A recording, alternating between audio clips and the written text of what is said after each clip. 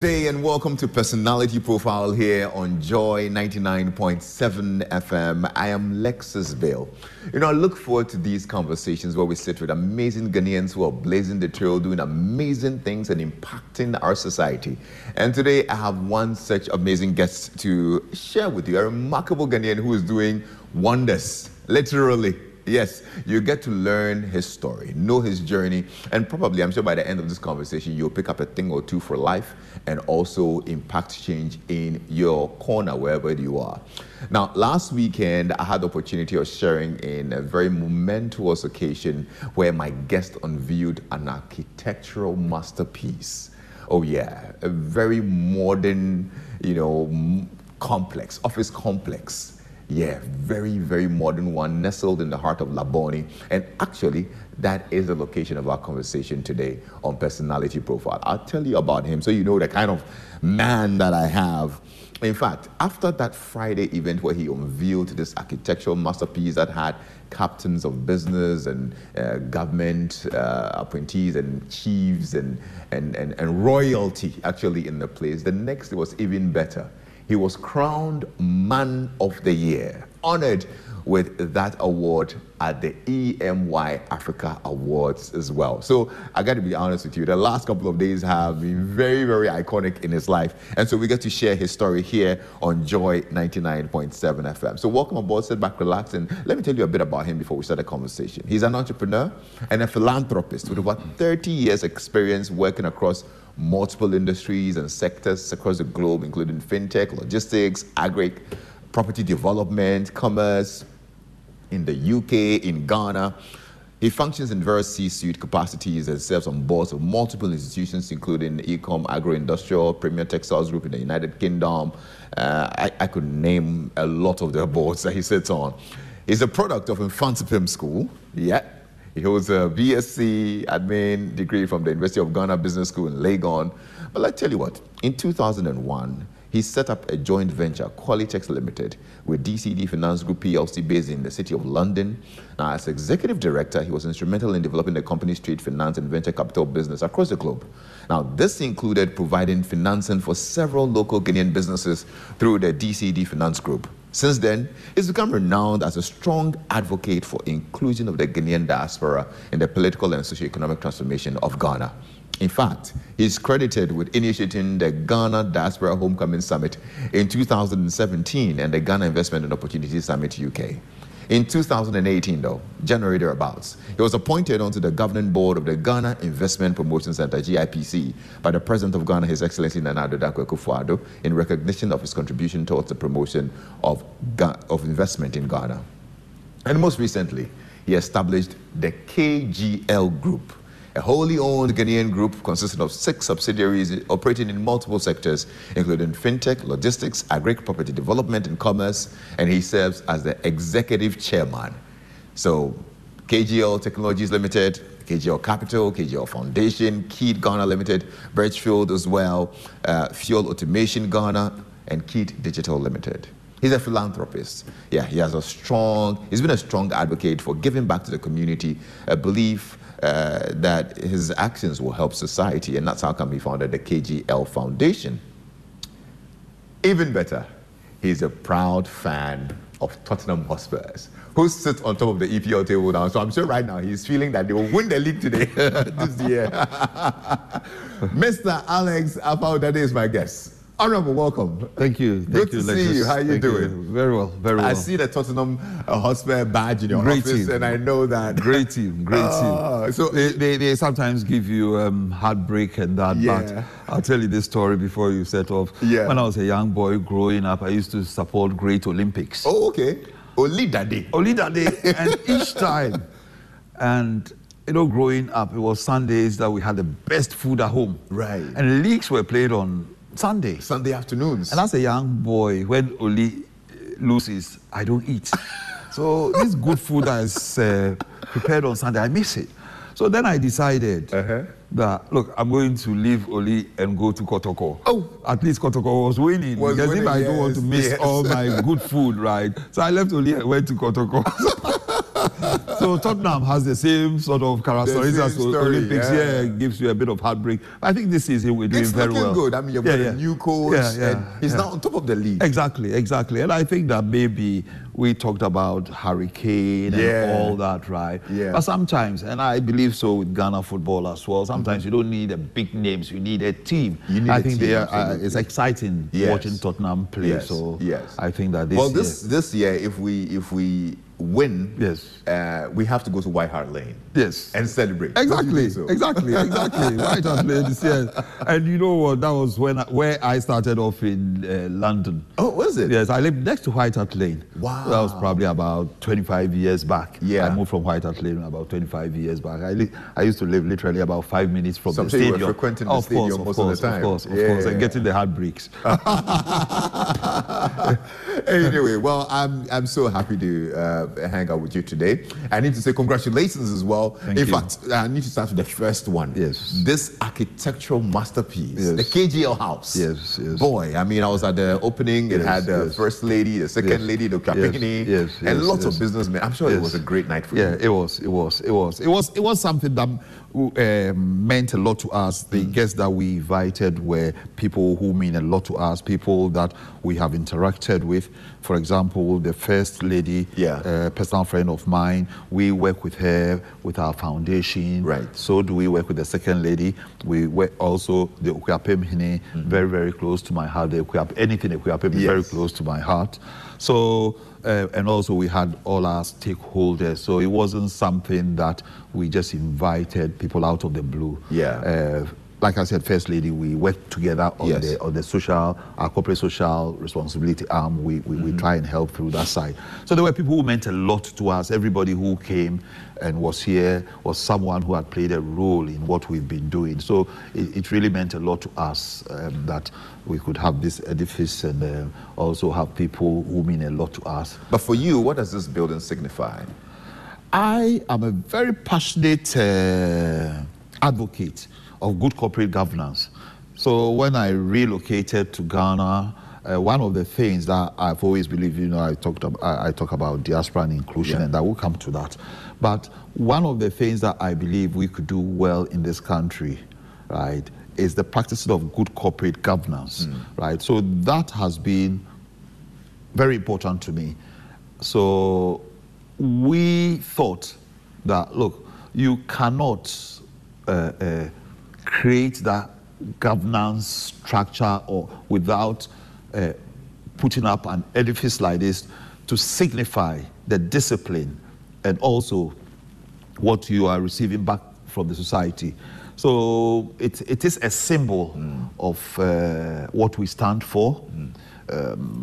A symbol because we have invested heavily in it. We want to show that we are not here in the society to take the money. We are here to invest, to bring for our staff also to have a conducive place to work, for our clients to also, when they come in, feel that they are part of the family. So it means so much to us. One thing it also means to me, which we'll probably come to, is the philosophy of all these things.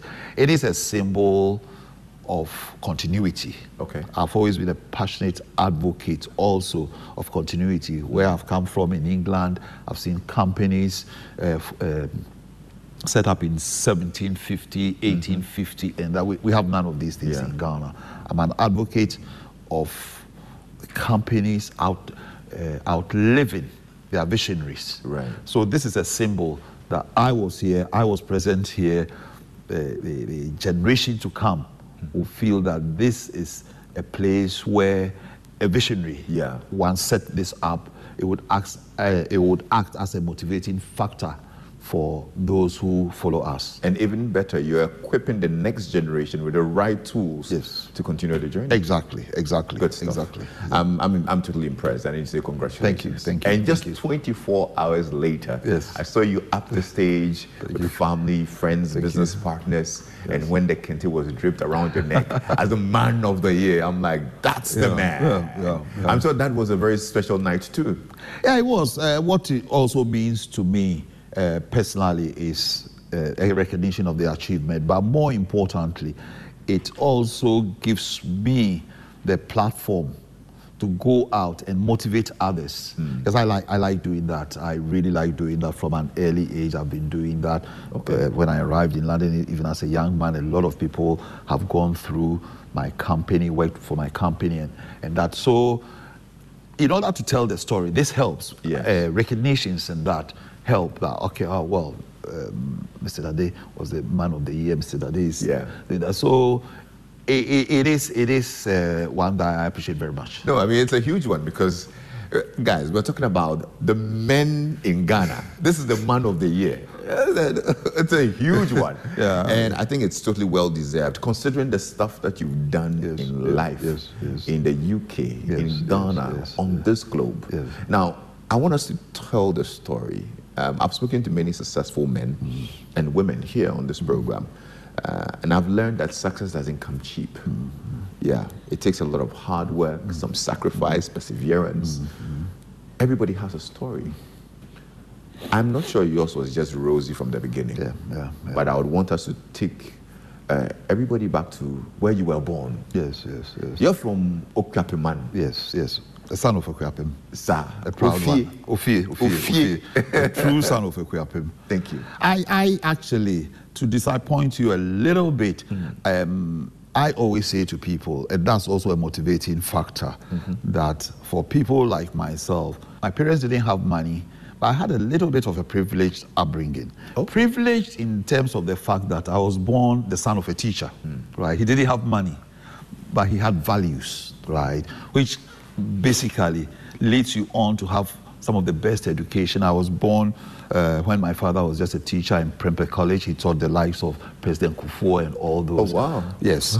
And I attended school when we lived in Prempeh College, in a school called State Experimental. That was where all the public servants and the guys in Kumasi's children attended. So I was there till class 4.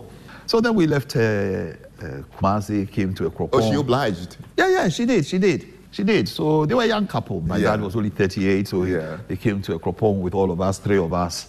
And there were no schools. Well, they were the primary schools that we attended in Kumasi. We were in the same standards. So it was a tough time moving from Kumasi to Ekropong. How old were you at this time? Probably about 9. Okay. 9 years old. So you were well aware of things? Yeah, I was aware. I was aware that of the move. I've left all my friends there and come to this very small town. And Okuapeman was a small school, very, very small school. Okay. Yeah. So then I attended a Methodist school there till I got to class 6, and he took me to a Bree Boys, which was, we call it Amanfo. I think a lot of... there was a lot of tough discipline. It was a Presbyterian school, the boarding school. So I had some of my early education there before I left for Mfantsipim. Share with me, as a young man, and this way before Mfantsipim, what were you passionate about? What do you recall that there were things that you were interested in? I was quite passionate in business at that age.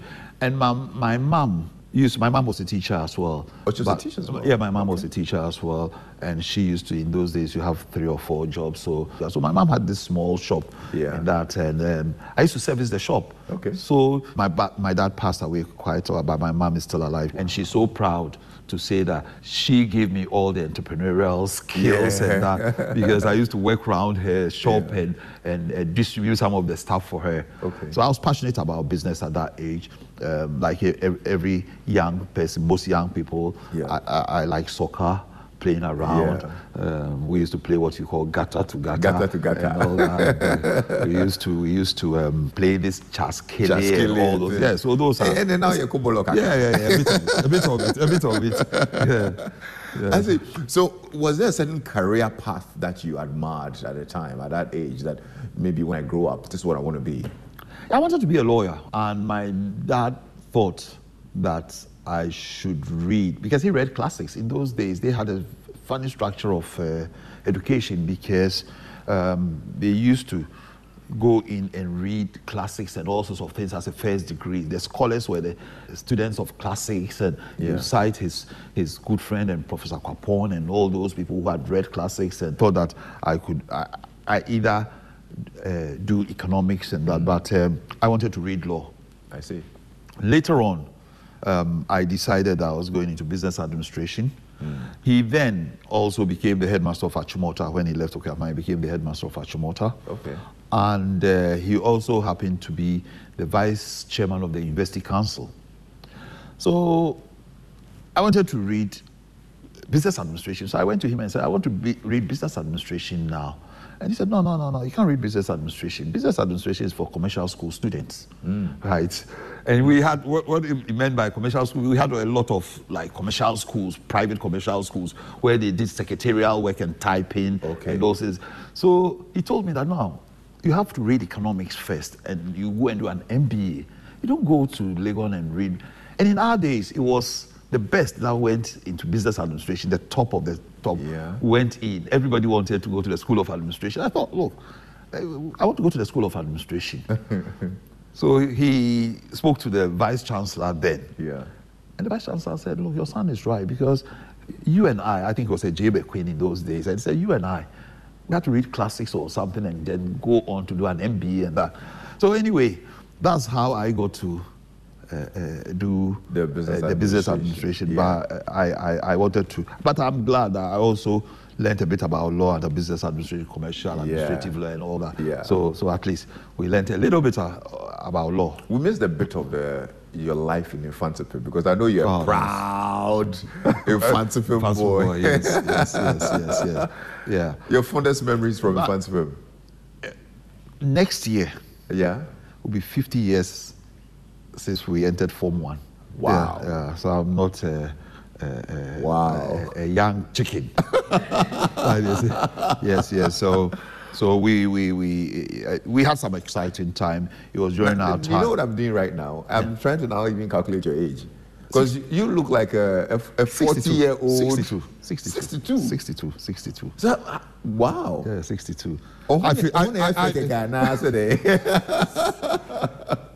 God has been good to us. I think that I've always been athletic. Yeah. And the first day I went to Form 1 in Infantipe, the culture of doing the introductory sports, which is called a giant race. So when you go to Form 1, all the Form 1 boys, right, they pick the best to do this 100-meter race, and I was picked to do the 100-meter race, and I won that. Wow. Yes, that's the giant race. Okay.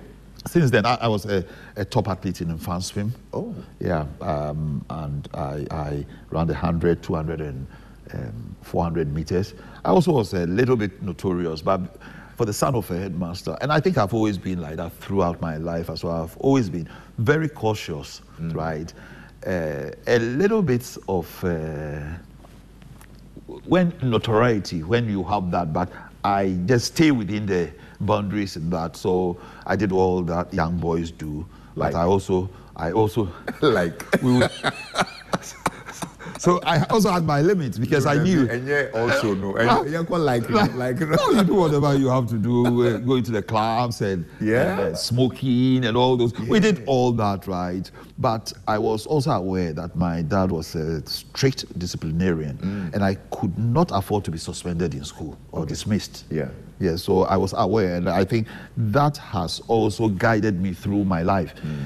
Whatever I do in life, I always stay on the straight and narrow path. Okay. You might do certain things. We all do things, but I always ensure that things that would get you into deep trouble, I never do. I never ever do. But I'm sure you once got into trouble. What? Did you ever? Got into serious trouble. Yeah. I don't think so. I don't think so. I mean, we get into trouble for various ways. What I mean by getting into trouble as an adult is getting into trouble with the law. Yeah. For example, doing things that are illegal, those sort of things, right? Yeah. So I'm always aware. I'm always aware that yes, you do whatever you have to do, but you have to stay within the confines of the law. Okay. I did that in school. And where we would go out and have fun, and I knew when to go and when not to go. So you tread cautiously. You tread caushtiously. Okay. So now let's talk about life after university. You now have your first degree. Yes. What did you do next? I left straight away for London. My dad then had left Ghana, and he was lecturing at Birmingham University. Okay. Yeah, for a period. He returned to Ghana to the education service and that. But so I joined him in the UK. I started studying chartered accountancy, but I dropped off because my parents were in Birmingham and they wanted me to be in Birmingham with a company called Founders, and one of the largest accountancy companies in the world. And I wanted to be in London. So those are the sort of notorious moves that you make. I wanted to be in London because that was where everything was happening. And I'm glad I moved to London. I'm sure you wanted to be in London because of the entertainment. I think so. And I think that was where everything was happening. And I thought that my future belonged to that side of the UK than in Birmingham. And I'm glad I moved to London. You preferred the busy, bustling, lifestyle of London. I dreamt of working in the city and all that. So I thought, look, let me go to London and see what there is there. And Did they like that? They didn't, but they also understood. They understood that, look, I was a talented boy. Okay. And they thought that whatever decisions I've made in life, I've come through with it. I see. Yeah. So back in London, did you go back to school or No, you I didn't found go a back. job? No, I found a job straight away. Hey, you stopped the school? I stopped the school completely. I stopped the school completely. Found a job as a sales executive. I worked for the company, that particular company, for 11 years. 11 years? 11 years. Was that the only job you were doing? Because No. London, you never do. You never do one job. Do one job. Yeah. So when I started as a sales executive, Yeah. right, from that company, I was renting a house. The house will cost, I think it was £35 a week a room. It was £35 a week. So you start on the lower ladder, and in order, I was earning, I think as a sales executive, I was earning something like £100 a week. So in order to pay your rent and do other things and save some money, we did cleaning. Okay. So you do the morning cleaning and you do the evening cleaning. And in between, I didn't go to formal school, but I was also doing courses and that. So we did that for about a year or so. And then I started progressing on the scale. For the 11 years that I stayed with that company, I rose to become the export sales director of the company. So I rose rapidly through the ranks, manager and all that. Which company was this? It was Gordon Richmond's. Okay. Yeah, it was a textile company. Textile company. Yeah, it was a textile company. So I rose through the ranks to become the export sales director of the company. And what triggered the move? From there? I started my own operations then. And most of my operations have revolved around that textile business, because my partners then and the company, it was dominated by Jews and that, so we did that, and with my contacts around the world that I had established then, it helped me then to move on to the next stage. I set up a textile company which I had a venture capitalist. That's how I got into trade finance and venture capital with DCD Group and all that, because they came to buy into it. Okay. And when they bought into it, we became partners and we got involved in trade finance. And in most of our business, about 10% of our business was done in Africa. Okay. Yeah. And I believe that at that time in Ghana, in terms of, it was furnishing textiles, I probably controlled about 80% of the market then in Ghana in those days. And I'm talking about the early 90s. I supplied the likes of GNTC, and there were only about 3 or 4 textile companies, so we controlled it. We sold to textiles to even China in those days. Hong Kong and China. That was huge then. Yeah, that was huge. The textile company, the textile business, we, like I said, dealt in finishing textiles. So we had about 25 countries who were dealing with. Yeah. We were manufacturing in the UK. All the manufacturing was done in Manchester. It was the center of textiles in those days. It was later that other countries came on board and China opened up, and there was also manufacturing from China. But the main textile center of the world then was in the UK. Okay. Yeah, so all the production was done, like I said, from Manchester. And so after 11 years of being in the corporate setup, Yeah. you now turned into an entrepreneur. Yes. Okay. If I asked you, what's the key to rising through the corporate ladder? Yeah. And I'm saying this for the many young people Yeah. who work in companies like yours, Yes, yes, in the yes. corporate setup. Yes. What would you say it is? It is, sometimes you get comfort transiting from the corporate sector also to entrepreneurship, right? There are hurdles. I remember when I set up mine, my boss, who was then a Jewish guy, said to me, Alex, you are the best director that we've had. But I tell you what, right? It doesn't mean you can run your own business, right? He was right to an extent, because when I started, I was looking for another Alex Dadey to help me, right? Like I helped others, I worked for others and that, right? Couldn't find. So there is a, yes, transiting was tough, right? And it needed a bit more dedication. But I believe that anyone who wants to venture into it, right, is the most rewarding. I have had an amazing experience. Corporate sector gives you the comfort. Yes, you earn the money that you may or may not earn as an entrepreneur. I have been fortunate, and I always knew I had that in me, and with the right vision and the right mindset, I was very confident that having done it for my company, I could do it for myself. Yes.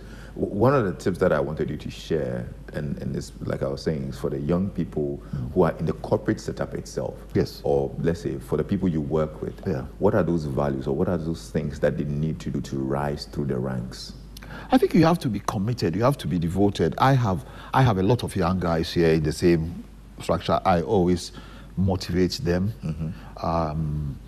You shouldn't look at it as maybe you're just working for the company. And you have to have that same discipline. You have to work as if you're working for yourself. Really, you have to have the values of the corporate structure that you are in. You have to look at it as the sort of apprenticeship. Because I've got 3 children, 2 boys and a girl. Okay. One of them is working with me. He runs the foundation now. It's 27 Elliott. But he's had the experience of working I got them to get the experience of working in the corporate sector, understanding what it takes, the discipline of working in a structured environment. Before, if they want to join me, they come. I've got one of my young sons who just graduated from Reading. He's also in the corporate. He works in the City of London now. He wants to join me, but he has to do that for at least 5 years to understand what people like myself who have worked in such structured environment gain. You don't think he can learn that from you now?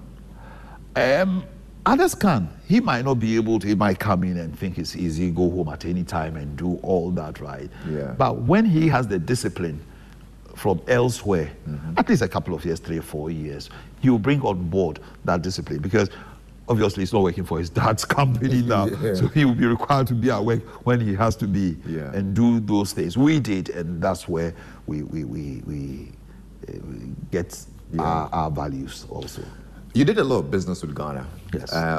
So you were, even though you were in the UK, you were still here. Yes. And you had a lot of hand in a lot of pies in Ghana. Yes. In 2017, you decided to set up a diaspora investment summit. Yes. And get more of the diasporans to come back to Ghana to invest. Yes. Why that? I think that my days of, like I said to you, my days of doing things in Ghana dates back to the early 90s. And it's always good to put it in perspective, who you are, what your story is, and that. So, and back in the 90s, like I said, we funded GNTC, we funded big companies. In those days, we had huge companies who imported stuff. We funded Nut Brothers. We used to fund Cocoa Board. Oh. Yeah, we funded Cocoa Board, some of their things from London. Yeah, and it was an era where there was rationing of You know, in the 90s when Ghana went through the structural adjustment program, and that there was rationing of foreign exchange currency in Ghana. So companies like ours used to fund most of these entities. And it was at a time that letters of credit raised by companies like Cocoa Board wasn't accepted on the international, because they would raise it through in those days it was Ghana Commercial Bank in London. Now it's Ghana International Bank. Yeah. They would raise the letters of credit through Ghana International Bank, and those weren't accepted by the top banks. So we would come in and confirm those letters of credit and do all. So it dates far back. There are also properties like huge also businesses that we funded, build properties and that. So my entrepreneurship journey in Ghana started way back from the 90s. Okay. Yes, and I don't want to name companies, but there are companies that we have funded and see them grow. Okay. So that's the background of it. Coming back in the last probably 10 years to settle was just a formal move. Okay. Yes, it wasn't a major sort of just moving yourself and relocating. Yeah. So it wasn't too difficult. One of the things that also I found quite easy, because when I lived in the UK, I traveled to Ghana about 4 times a year because of the business and that. Yeah. So there were a lot of people who didn't think I left. They thought I lived here. I lived here. I'll come here for a couple of weeks and go in the businesses and that. So they thought I lived here. So it made it easier for me to finally relocate. But why was finally relocating necessary for you? It was important because I'll tell you what, Lexis, when I left Legon and went to England, guess how many years I was going to England for? 3. Oh. And we used to say, so it was always on the cards that we'll come back. Mm-hmm. We'll come back. Initially, I was going for 3 years. I was going, the first year, we used to say amongst ourselves that you go in and the first year you buy a car. And the second year you buy your stereo and things for your room, because you come back to rent a room or you get accommodation from the government and that when you're a teacher and that. And the third year you have some money. Mm-hmm. So it was a 3-year thing. Yeah. Right. And then it never happened. Right. But I was always conscious of the fact that I wanted to be home one day. Okay. Yeah. So that is what formally coming back. And I had also given so much to companies there and also to other countries. So I said to some of my partners that, why don't we go back also and replicate our success story in these countries back in Ghana? And it's okay, let's go and try that. So it wasn't a new venture for us. Yeah. I knew the market, and I think I know the Ghana, because of my dealings with my clients in Ghana, I knew the Ghanaian market very, very well, very well. Right. Yeah, I knew what to touch, what not to touch.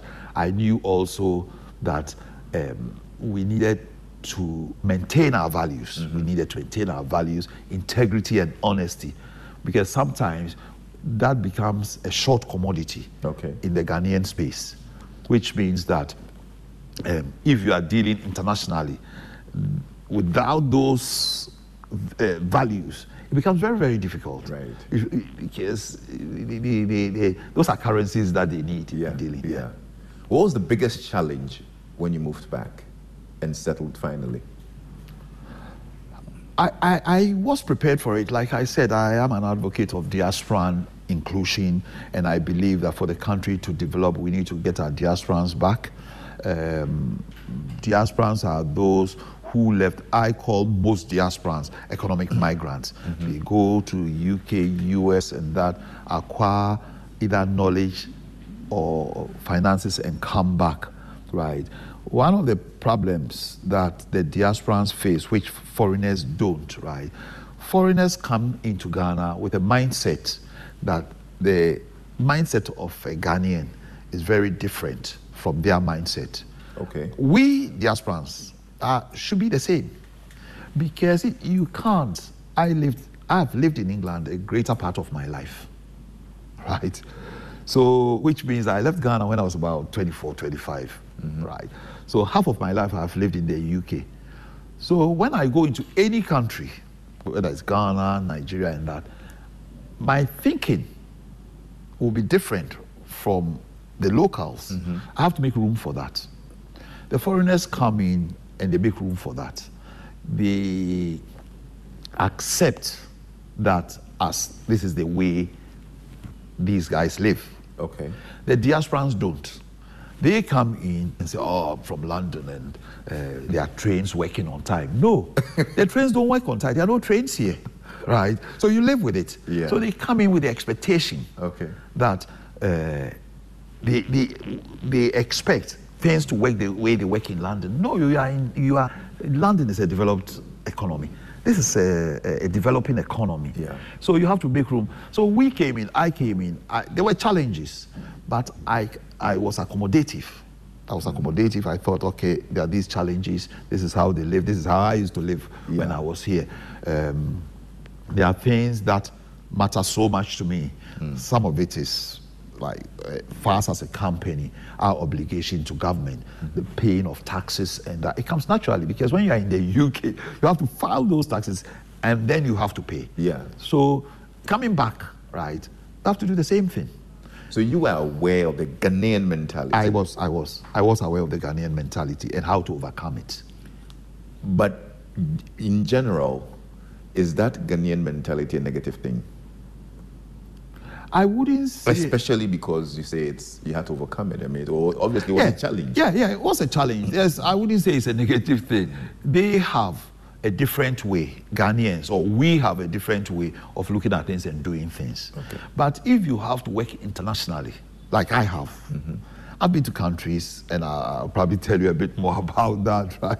I've been to countries where they like the color blue, another country they like the color green. Is it good or bad? No, that's how they live. Yes, we could do better. And that is why those of us who have learned, not better ways of doing it, alternative ways of doing things, right, should come in and introduce that and work together in partnership with the locals to achieve success. Yeah. So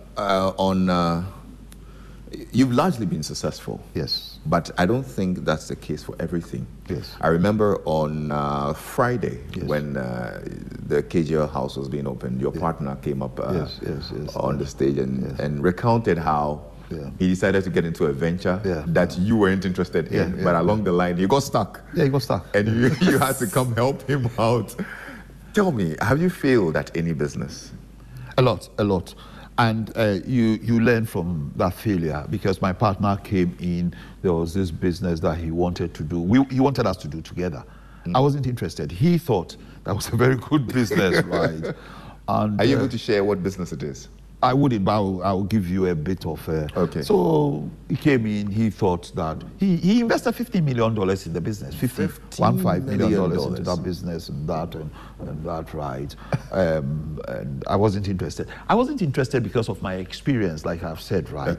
That there are things I have touched. My business model, right, also made me some losses, and I'll come to that business model. So I've learned which ones to touch, and also in when I was younger, I would touch any business. The one he was going to do, I would have touched it when I was younger. At this age, I wouldn't touch those businesses. No, I wouldn't touch those businesses. So he came in, he wanted to do it and that. I said, okay, fine, if you want to do it, you can go in, right? They run one of the largest insurance companies in the world. So he went into it. The insurance company guaranteed that thing and that. And there were losses. So we had to find a way. Obviously, my partner, we had to find a way to deal with that. But asking the question that I had a business model in Africa that was a model of, yes, you could make some money, but you could lose a lot, right? And that was a model that made me money, but I lost a lot. In the psyche of my colleagues, and I think it's with the developed world, the psyche is they won't do anything, right, that will lose them money. Okay. So where I would invest in Ghana and make 100% profit, right? Or in Nigeria or Cote d'Ivoire, anywhere, and make 100% profit, right? I might have 10 customers. I'll make the 100% profit from 5 of them and probably lose on the other 5. Yeah. But a typical entrepreneur in a developed world would not want to lose anything. They wouldn't want to make the 100% and lose maybe 50%. Yeah. They would rather not do it. So I had that business model that made me money, but I lost money. I also lost some money, but on the balance, I made money. Yeah. Eventually, I had to move away from that concept because there weren't the numbers to support it, which means there weren't 10 clients. Yeah. There was only 5. So if you lose that 5, you've lost out. But before it was the numbers. You have 20, you lose some, you gain some in that. And that was the sort of business that he was convinced to venture into, right? And I had moved on from those businesses. I have moved on from government businesses as well, because we funded also a lot of those projects from the 90s and that, and there was a lot of defaults and that. I have moved on from that thing about government procurements and government things. I don't touch those. You don't things. touch it again?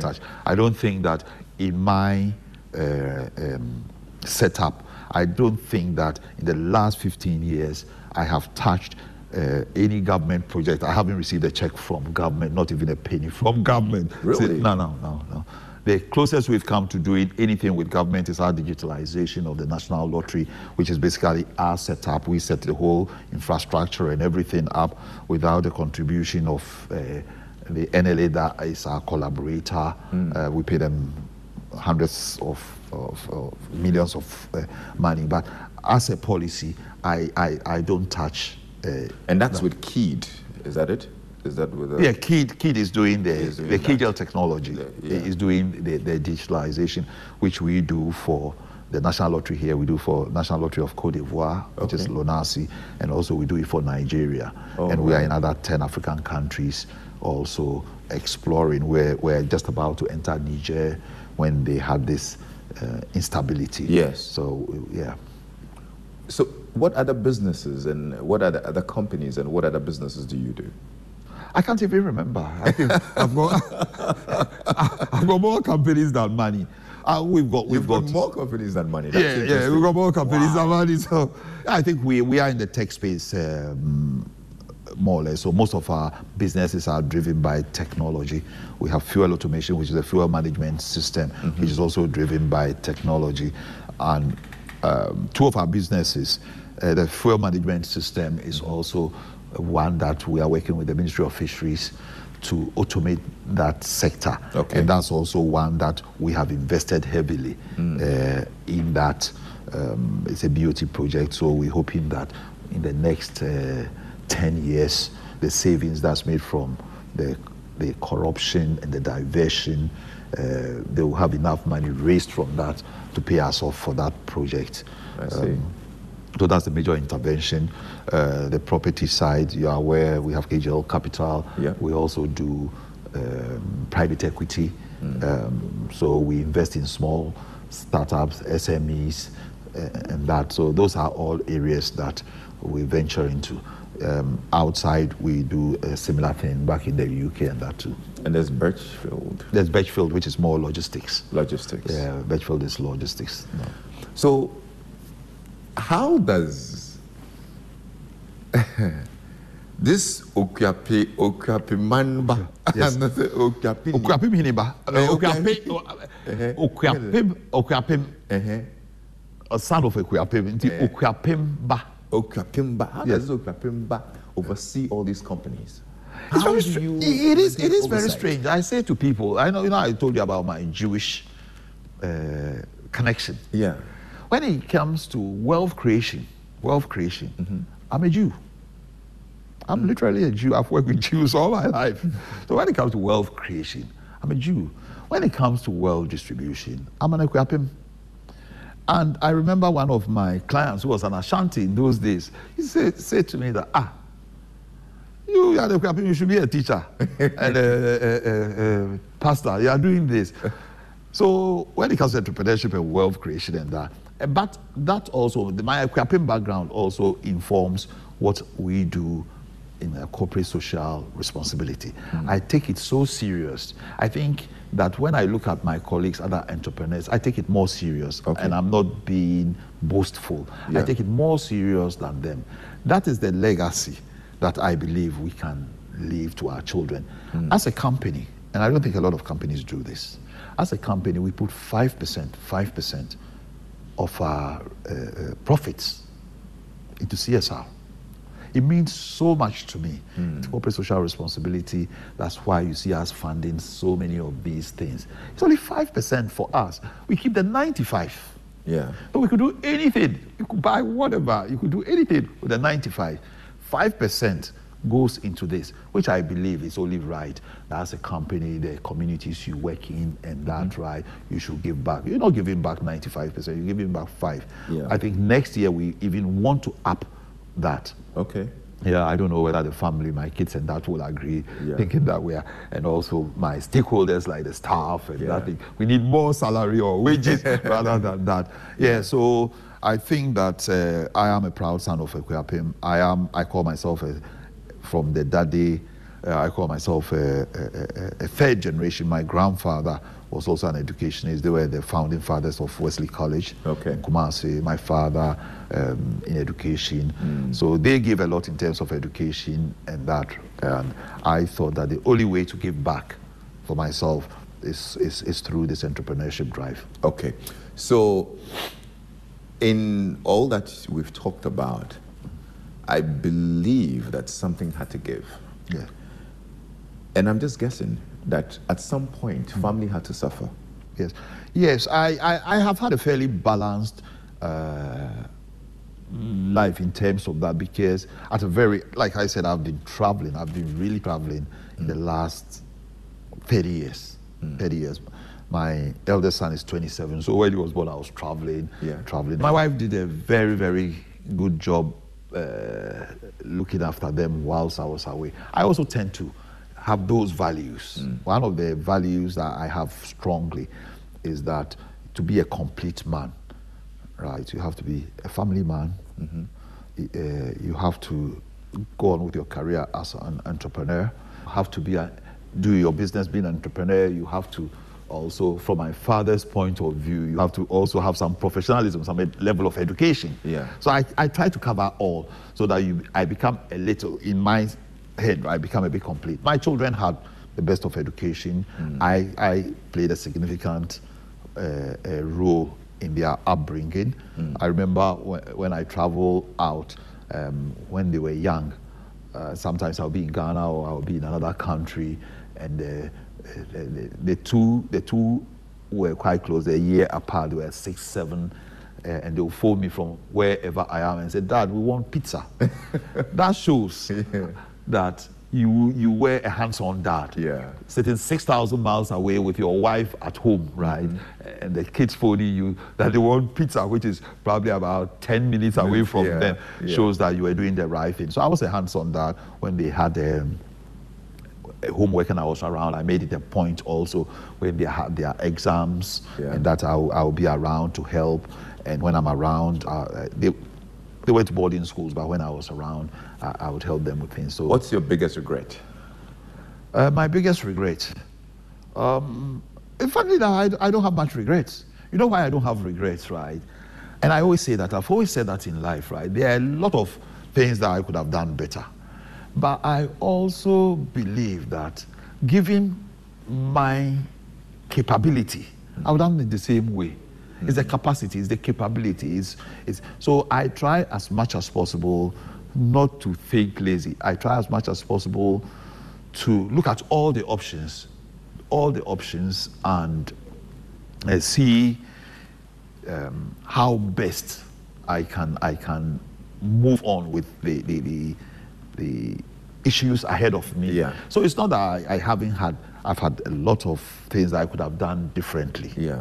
But I believe that I have equipped myself well enough to overcome those things I could have done differently. Yeah, And if I couldn't, right, I just have to move on from that. Yeah. So yes, there are things that I've done and I could have done better. Yeah. I don't call them too many regrets. What's your greatest fear? It's fear. My greatest fear is fear. I believe that you have to step out boldly, and whilst you go, I walk in faith. I walk in faith, an extreme faith. I believe that whatever I have achieved in life is by the grace of God. I'm not the cleverest. I am not the most influential. That's right. And it's by the grace of God. We have a culture of fear in this country, right? I've been told several times, you'll be told, oh, you don't have to tell people that you even have money, and you don't have to. How do you inspire the youth? How do you tell them the story? Right? You are just being boastful. You are telling people like this and that, right? It is the fear of what happens. I have a firm belief that whatever I've acquired, the knowledge, the money, and that has been acquired by the grace of God. It is a step ordered by God. And if God orders your steps, He gives you the tools. He equips you to fulfill that. And in doing so, the reason why I don't have much fear is that if my steps have been ordered by God to do that, right, and it's giving me the tools and the protection to do that, why would I fear? Why would I fear some evil eyes and some evil? No, I wouldn't. The only time that I believe that I will deviate from that is using the wealth and the influence that God has given me to do bad things. And a lot of people do. They make money and they use that money to do bad things, right? That's then the hand of God departs from you. Okay. It's departed from you. You're on your own. I don't believe the hand of God has departed from me, because in this space, I try as much as possible to not to use my wealth to harm people. Okay. Right? And for that, the hand of God will be with me. If God, your purpose, you fulfilled your purpose. It's God who calls you. Yeah. It's God who determines. Yeah. So I don't have much fear for all those things. Okay. Yes. For any young man who sees you as a role model, who wants to be inspired by you, if you had a word of advice, what would it be? I would say that you have to go out boldly, knowing that what you are doing, and also ethical, your principles, and that have to be spot on. You have to be first, you work very hard. I always say to my staff and anyone who's come into contact with me, and to the young men that you're talking about, transactions don't make wealth. Transactions don't. What does is relationships. Most of the people that I work with now, I've worked with for years, some of them for my 30 years in life.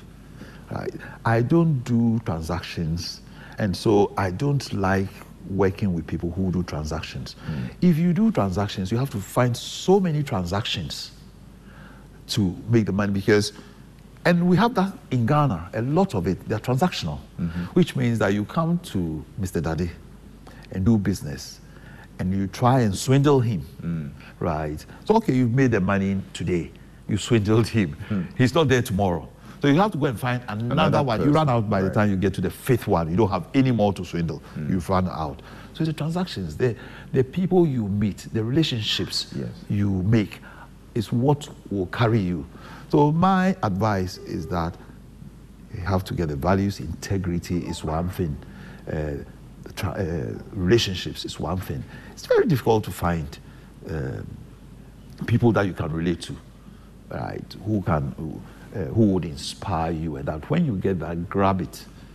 And I also try as much as possible not to feel bigger than anyone. In Ghana, they are sometimes big men. You know, like big man. I don't. Where I've grown up, there's no big man. I mean, in England, you join the queue like anyone else. Yeah. You go and wash your car. If you have all those Maserati and Ferrari and that, you go and wash it at the car place yourself. I mean, it's different in Ghana. So that's also helped people like myself, feet on the ground. Yeah. You treat everybody equally, whether it's a cleaner or the top, you treat them equally. Because that's what I've known in my working in adult life. From the MD to the cleaners in the company, are treated the same. Yeah. Yeah. It was Since you respect. mentioned it, what's your favorite car? An Aston Martin. An Aston Martin. Yeah. Wow. Yeah. How many of those do you? I wouldn't say that. and whatever. One thing I must say as well is I like cars. I like those things, but I try as much as possible also not to be too flamboyant and showy round. Yeah. So whatever I have, I don't think a lot of people have seen it. Is it? Wow. And I'm sure even the ones that you've shown them that they see, they are even awed by it. They'll be surprised to see the whole fleet. No, they don't. I mean, some people like showing off that. And that. I hardly have the time to show off anything. Yeah. I mean, one day I'm somewhere else and that, and I also think I used to be very, very sociable and I'd do all the parties. And I remember when I was growing up, I'll buy the latest car. When I was in my 30s, I'll buy the latest car, go to the parties and park it in front for everyone to say, oh, like, I'm here. Now it's different. You even get the cars, they stay in the garage, and you probably a year you wouldn't have moved them. So it is different. The focus becomes very, very different. Okay. And my dad used to say that now that you started singing, nearer my God to thee, right? Which is, you are getting closer to your maker. The values become very, very different. What you used to be, you used to value 20, 30 years ago is not what you value now. Alex Apo, Dadey. Yes. I've one, and this is the most important question for me. Yes. If you look back at 62 years of life, do you sit and say, I'm a fulfilled man? Yes, I do.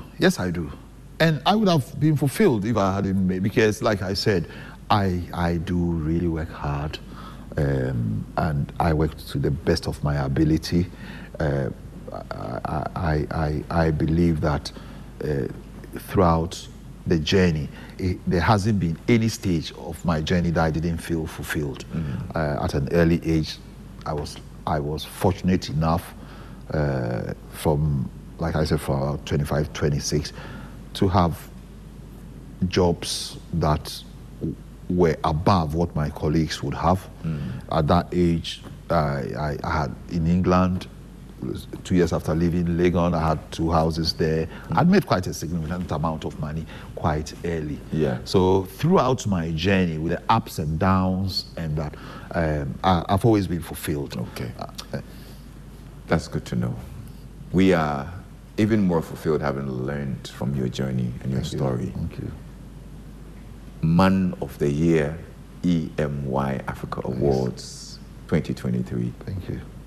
Yeah, that's it. Thank you very much.